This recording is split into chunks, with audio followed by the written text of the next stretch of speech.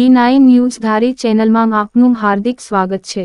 વાત કરીએ સમાચારની તો મળતી માહિતી મુજબ સુરેન્દ્રનગર જિલ્લાના મૂળી તાલુકાના વડોદરા ગામના લોકો પાણી માટે વલખાણ મારી રહ્યા છે।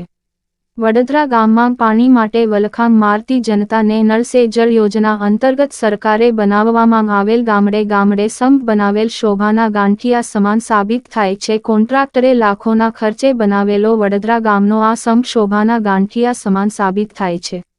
વડોદરા ગામની જનતાને આ સરકારે પાણી પીવા માટે જે સંપ બનાવવામાં આવેલો વડોદરા ગામના લોકોને પાણી નસીબમાં નથી લાગતું એવું લાગી રહ્યું છે।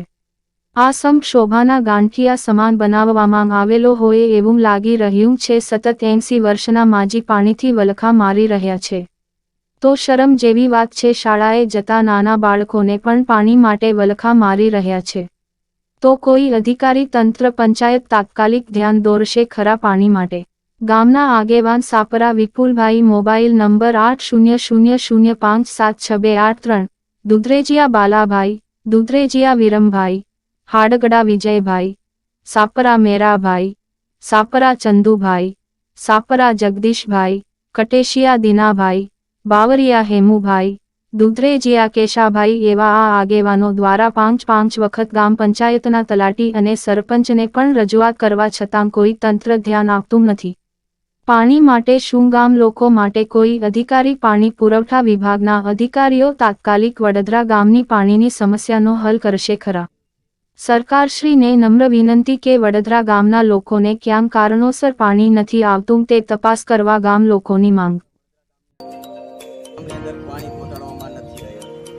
નમ્ર વિનંતી સરકારને કે તાત્કાલિક ધોરણે આ 2 વર્ષ થઈ ગયેલા છે, હજી સુધી આ સંપનું પાણી ગામને પહોંચાડવામાં નથી આવ્યું। ગામ પાણીથી એટલું બધું પીડાઈ રહ્યું છે તો સરકારને એટલી નમ્ર વિનંતી કે તાત્કાલિક ધોરણે કે આ પાણી અમારા વડોદરા ગામની અંદર પહોંચે અને 80 વર્ષની ડોશીમાઓ અમારા ગામમાં હું જઉં એટલે ઘરે ઘરે મને કહે છે બેટા પાણી બાબતનું પાણીનું કંઈક સોલ્યુશન કરી આપો તો એ દુઃખની વાત છે। એના માટે આજે અમને લાઈવ મીડિયાના માધ્યમથી કહેવા માંગીએ છીએ કે જે આ સંપ બનાવવામાં આવ્યો છે તો ગામની અંદર ખાલી શોભાના ગાંઠિયા છે।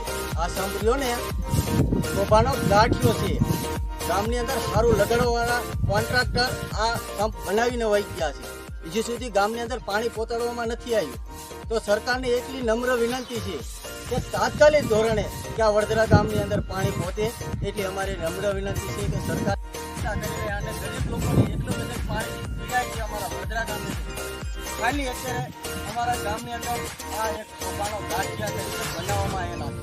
આવા 2 પંપ છે 2 વર્ષથી